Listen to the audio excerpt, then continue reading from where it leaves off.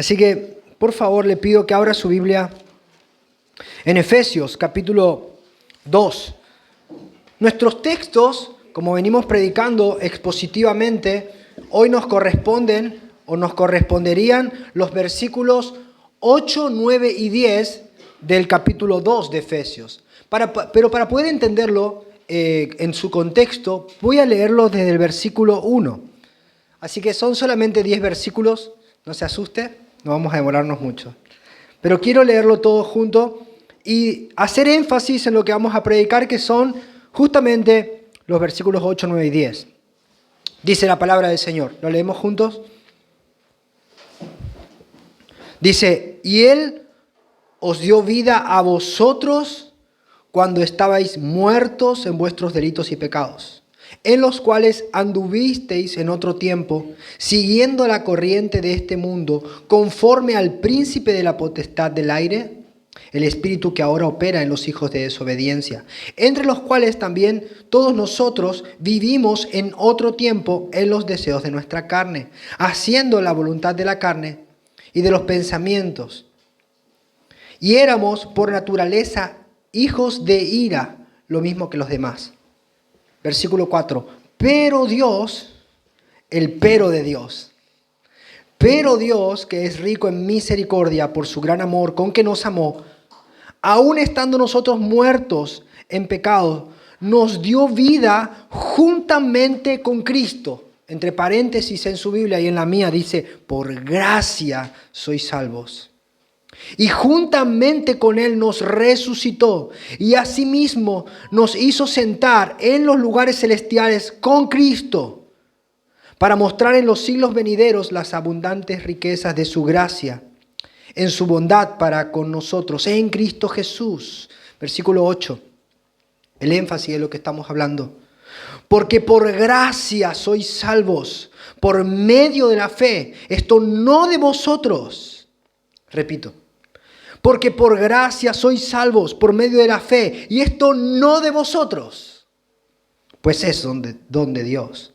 No por obras, para que nadie se gloríe, porque somos hechura suya, creados en Cristo Jesús, para buenas obras, las cuales Dios preparó de antemano para que anduviésemos en ellas. Oramos, Señor. Este es tu poder, esta es tu gloria, esta es tu manifestación gloriosa. Esta es, Señor, la obra que tú hiciste. Este es tu poder que levanta a los muertos para darles vida juntamente con el resucitado.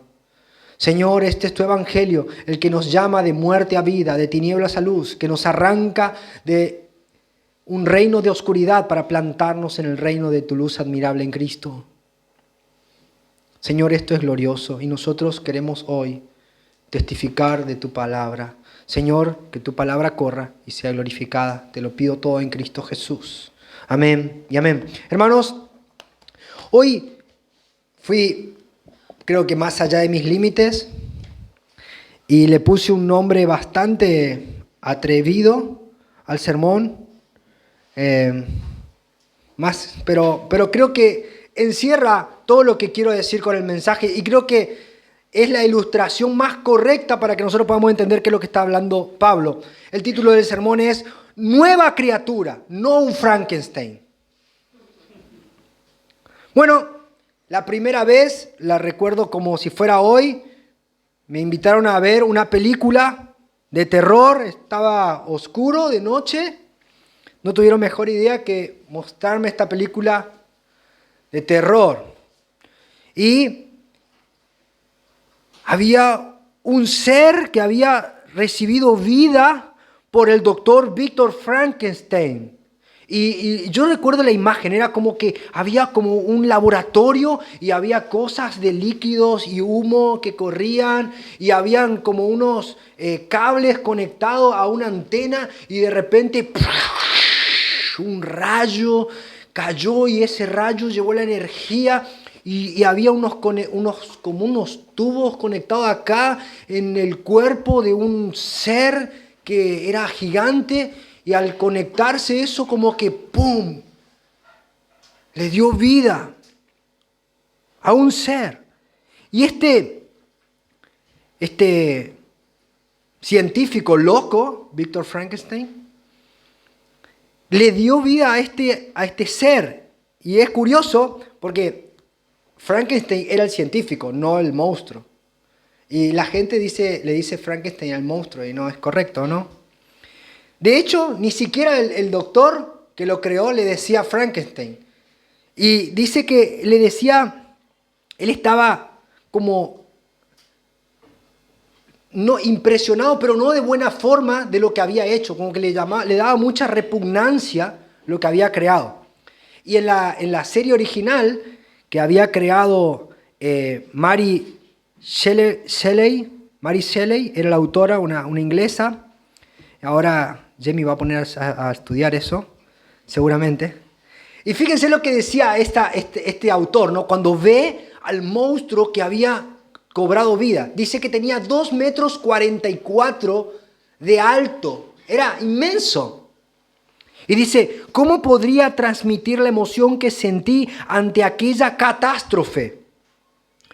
O hallar frases que describan al repugnante engendro que al precio de tantos esfuerzos y trabajos había creado.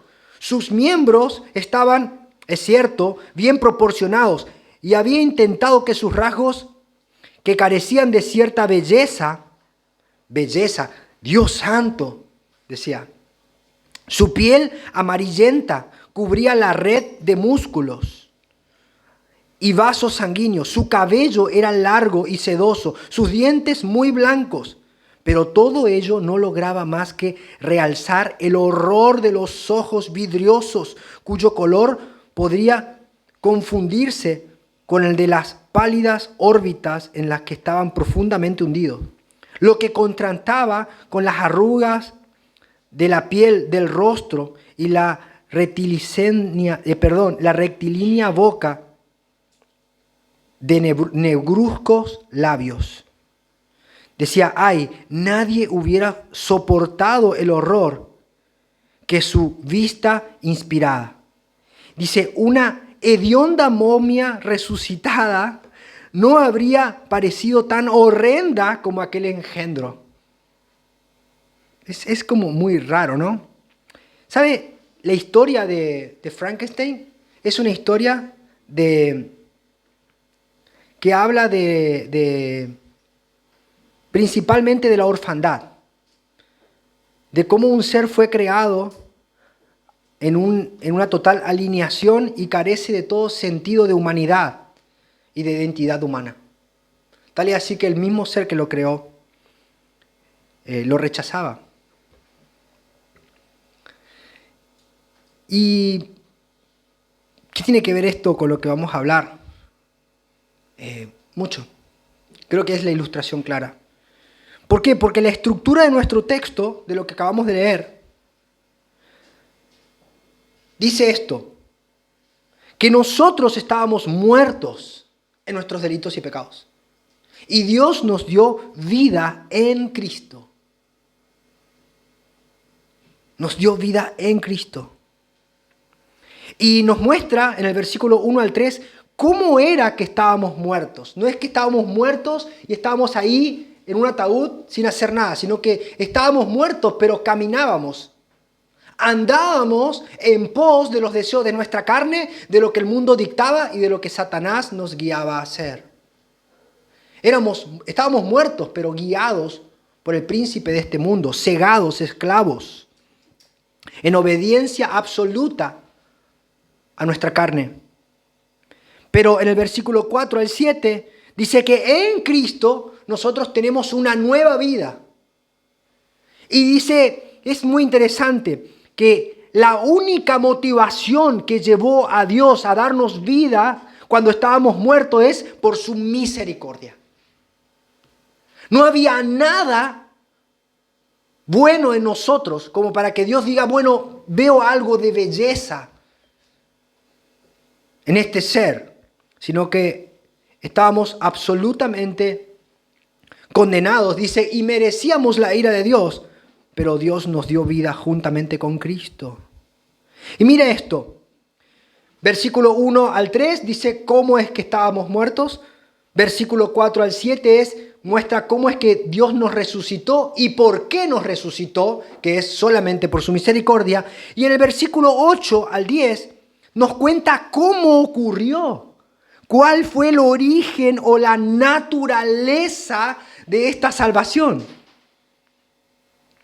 Si nosotros miramos el contexto o cómo es que pensaban las personas de Éfeso en ese momento en que reciben la carta, tenemos que entender que eran personas que estaban influenciados muchos por la creencia de ese lugar. Eran idólatras, ellos creían, eran animistas, creían en los poderes y en las potestades que gobernaban en las regiones celestes. Por eso es que el libro de Éfeso habla, como en ningún otro lugar de la Biblia, de poderes, principados y potestades.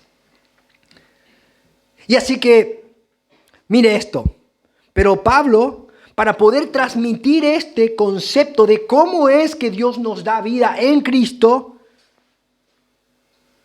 primero hace una oración. Y fíjense cuál es la oración de Pablo. Efesios capítulo 1, versículo 17. Vamos a ir un poquito más para atrás para entender qué es lo que está tratando de decir Pablo. Dice, Pablo está orando y dice, ¿cuál es el motivo? Versículo 17, oro, decía Pablo, para que el Dios de nuestro Señor Jesucristo, el Padre de gloria, os dé o les dé espíritu de sabiduría y de revelación en el conocimiento de Él, alumbrando los ojos de vuestro entendimiento. ¿Para qué? ¿Para qué? Prosigue los textos diciendo, para que sepamos la esperanza a la que Él nos ha llamado, cuál es la riqueza de la gloria de la herencia en los santos y cuál es la supereminente grandeza de su poder para con nosotros los que creemos. ¿Qué estaba haciendo Pablo? Pablo rogaba para que los ojos del entendimiento de la iglesia sea abierto. Esto estaba ocurriendo en Éfeso.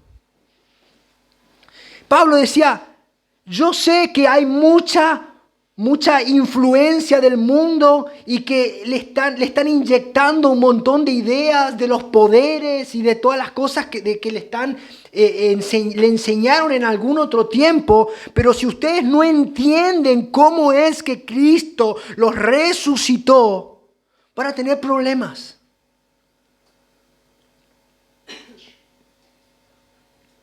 Así que Pablo ruega a Dios, dice, Señor, te ruego por la iglesia de Éfeso, para que le abras los ojos de su entendimiento, para que entiendan quién eres tú, cuál es la esperanza a lo que los llamaste y cuál es tu poder con el que los salvaste.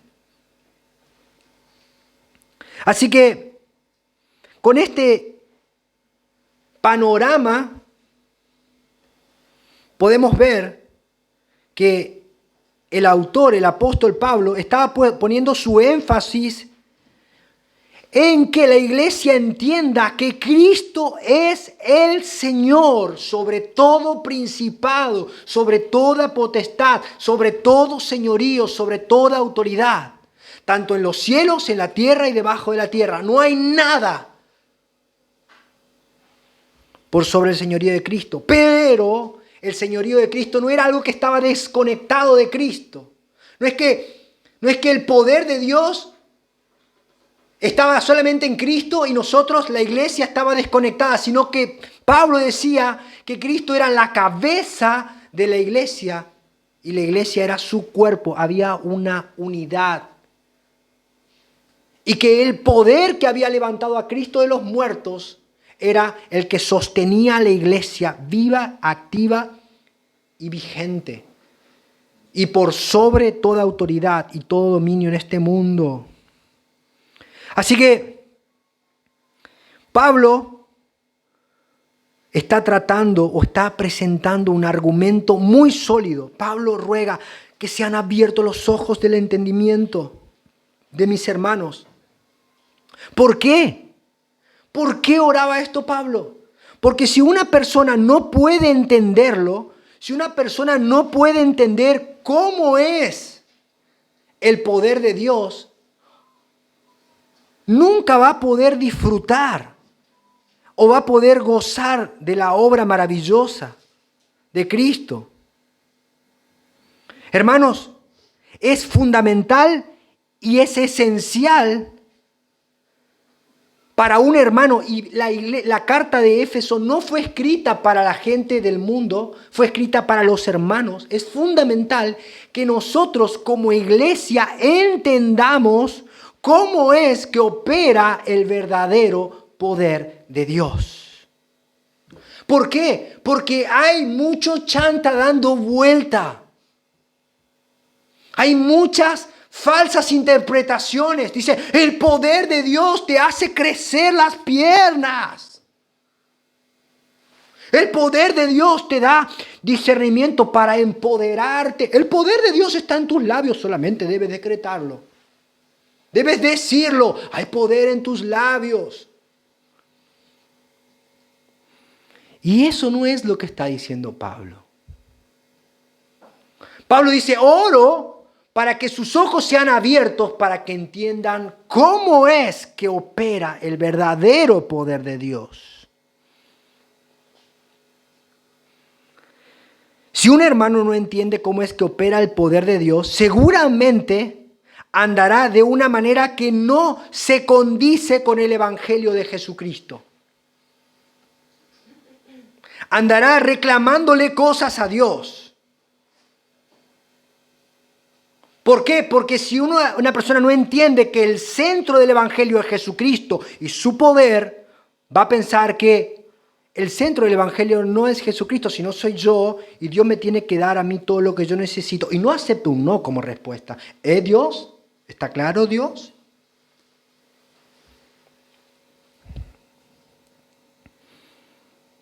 Necesitamos entender esto, hermanos. Por eso lo repito una y otra vez. El argumento es muy claro. Aquí estamos viendo un clamor a Dios para que los ojos de la iglesia sean abiertos para entender cuál es el verdadero poder de Dios. Y el verdadero poder de Dios es aquel que nos salvó cuando estábamos muertos en nuestros delitos y pecados. Prisioneros del diablo, la carne y la influencia del mundo. Efesios 2, capítulo 1 al 3. Lo hizo por una única y sola motivación, su misericordia. No había nada en nosotros que merezca su amor y perdón. Efesios 2, 4 al 7. Y lo hizo por gracia, no por obras. Y esta es la parte a la que nos corresponde hoy y ahora. Mire esto, hermano. Si hay algo de obra, no hay nada de gracia. Si hay una parte tuya y vos decís, bueno, pero yo traje mi parte, yo hice esto, es Frankenstein. Es algo inmundo, hediondo.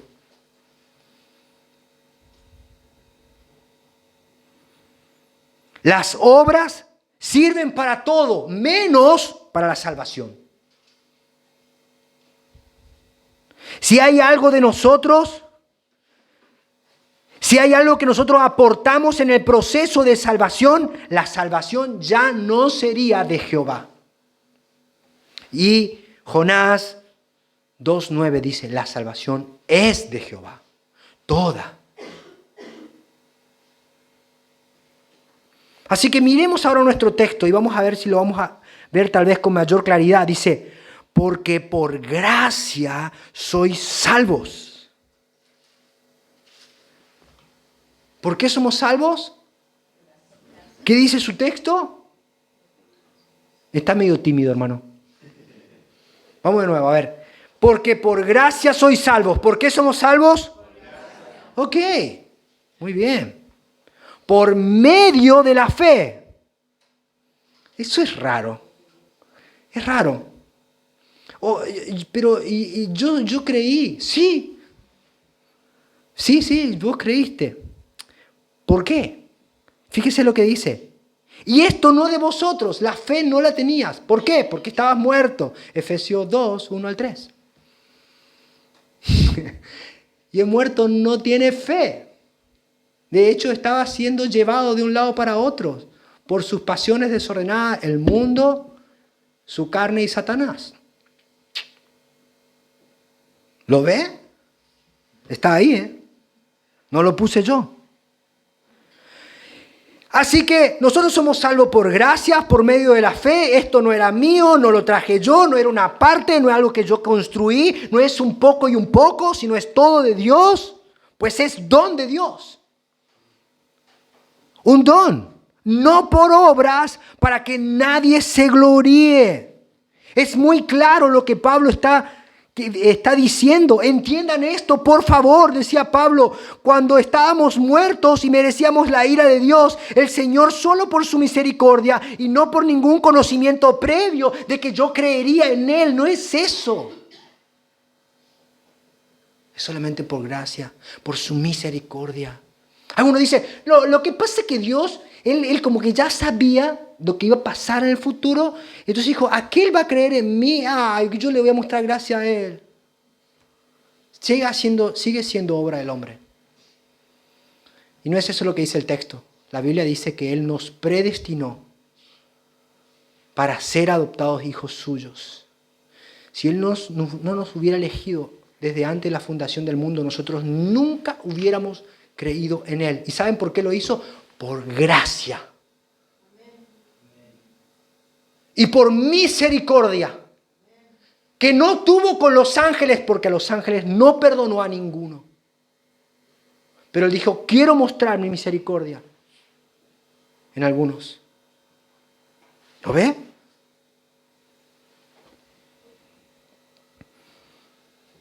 Hermanos, Pablo está diciendo algo muy claro. No había en nosotros una isla de bondad, un pedacito ahí. Bueno, hay algo bueno en mí que me inclinó a creer en Cristo. Yo creí porque soy malo, pero no tan malo. Está bien, pero no tan bien. Y que soy un poquito mejor que Jonathan, porque yo creí más. O Jonathan creyó antes, entonces jugamos una competencia. ¿Sabe qué es eso? Obras. Y eso produce jactancia, arrogancia, y es algo repugnante, putrefacto delante de Dios. El poder de Dios, según Pablo, no es como Frankenstein, un ser creado por partes corrompidas de seres humanos, partes seleccionadas. Algunas partes que fueron convenientes, injertadas, y al final Dios le da un toque. No. El poder de Dios hace nueva todas las cosas. Segunda de Corintios capítulo 5 versículo 17 dice, de modo que si alguno está en Cristo, usted lo conoce. ¿Qué dice? Gloria. Vamos hermano, como si fuera que lo cree, vamos hermano. De modo que si alguno está en Cristo, las cosas que, y aquí, wow. No un Frankenstein, no. Una nueva criatura en Cristo, en Cristo. Hermanos, si este pasaje está de alguna manera entrelazado, conectado directamente con el Evangelio, porque nos muestra la condición de nuestra vida y cuál era nuestra intención, dirección y destino. Estábamos muertos. Estábamos destinados a la ira de Dios. Pero nos muestra también la misericordia de Dios en Cristo. Y nos muestra cómo es esa salvación, cómo se manifiesta en nuestras vidas. Podríamos preguntar a alguien en este lugar hoy, ¿eres esclavo del pecado? ¿Hay un pecado que no puedes dejar? ¿Has experimentado la gracia de Dios en tu vida? El Evangelio excluye la jactancia, porque no es por obra. O mejor dicho, no es por nuestras obras, sino por las obras del Dios Trino. Es por la obra de Cristo en la cruz. Así que hoy me propongo, con todo mi corazón y plantado en la verdad de Dios, exponer con claridad de que solamente hay dos bandos en el mundo. Solamente hay dos bandos en el mundo. Los que están en oscuridad y los que están en Cristo. No hay algo en el medio. No hay un híbrido. No hay algo de una parte mía y otra parte de Dios. O estás en Cristo o estás en el mundo. O estás en Cristo o estás condenado. Pero los que están en Cristo están solamente por su gracia, no por obras. No por obras, sino para obras. De la misma manera que es absurda e imposible una salvación por obras, es absurda e imposible una salvación por obra, también es absurda e imposible una salvación sin obras. Una persona que ha sido salva no es una persona que se queda ahí y le sacan una foto y está ahí. ¿Y vos qué te pasó? No, yo fui salvo. Ok, ¿y qué más? No, estoy acá. No. Una persona que ha sido salva es una persona que ha sido injertada en el ser de Dios a través de Cristo y el poder de Dios lo impulsa a hacer buenas obras. Gracias, Ma. Traje a mi mamá conmigo porque ustedes tal vez no me acompañen, ¿no? Entonces, hermanos, somos salvos por gracia, creados en Cristo Jesús para nuevas obras, creados completamente y nuevamente por Dios. Ahora, ¿qué esto conmigo? Debemos estar agradecidos, hermanos, porque nosotros éramos aquellos que en otro tiempo andábamos en oscuridad. Nosotros estábamos muertos. Pero Dios nos salvó por su sola gracia, por su misericordia. Y para que eso tenga validez en nuestras vidas, partió el cuerpo de su Hijo en la cruz del Calvario. Y nuestros pecados fueron imputados en su cuerpo santo. Y la ira de Dios se desató sobre él.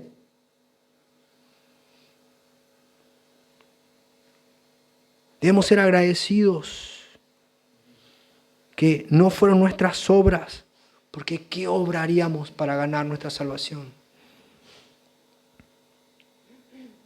Pero debemos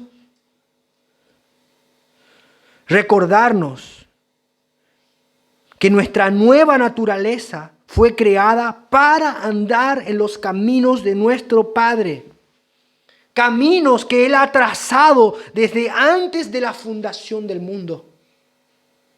No para que estemos ociosos, sino para andar en los caminos de nuestro Dios.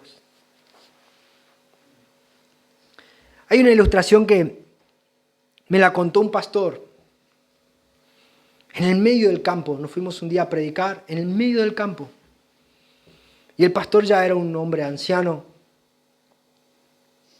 Y recuerdo que él me dijo, yo me fui a predicar invitado, me gustaría que te hagas cargo de la iglesia. Yo era como decía, ¿qué?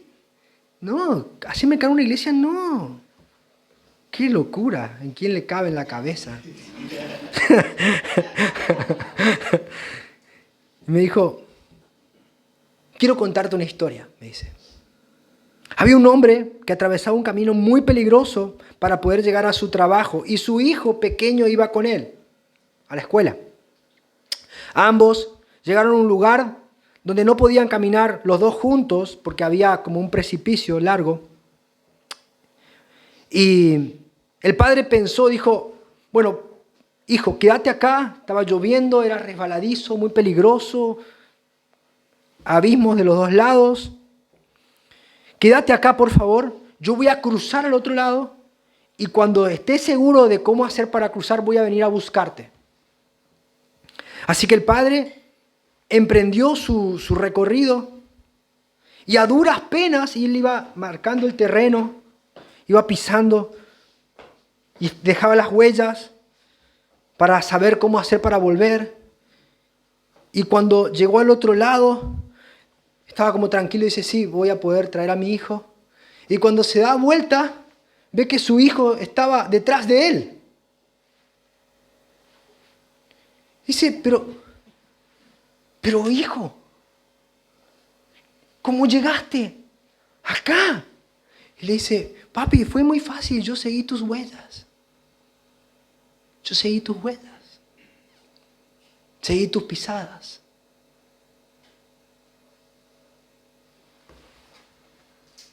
Vamos a nuestro texto ahora.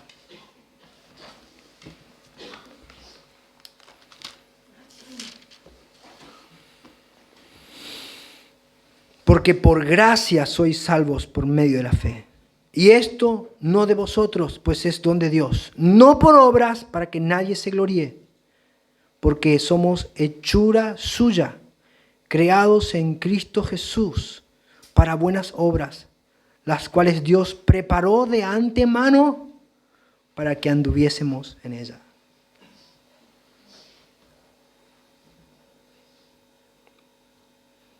Es solamente su gracia. Solamente su gracia. No podemos poner la mano dentro del arca y decir yo hice algo. No. Su gracia. Ahora, ¿estamos siguiendo sus pisadas? ¿Estamos andando en sus caminos?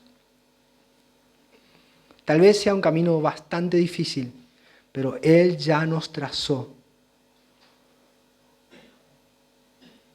aquellas obras para que nosotros anduviésemos por ellas.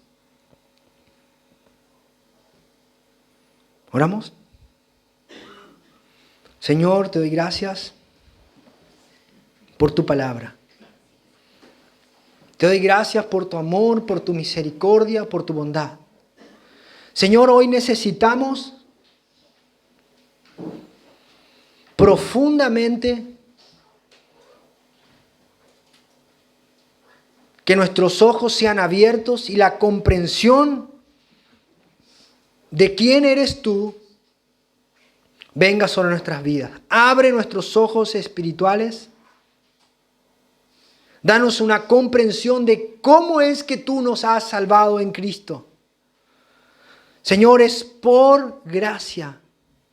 Es por tu gracia, no por obras. No aportamos nada. No hay un porcentaje que nosotros hayamos aportado. Es tu obra. Tú nos diste vida cuando estábamos muertos. Tu evangelio nos hizo nacer de nuevo. Y nosotros venimos con esta fe que recibimos por el milagro de la regeneración a buscarte. Señor, no permitas que nos gloriemos. No permitas que haya arrogancia en nuestro corazón. Ayúdanos a enfocarnos en aquellas cosas que tú nos llamaste a hacer. Ayúdanos a mirar tus pisadas.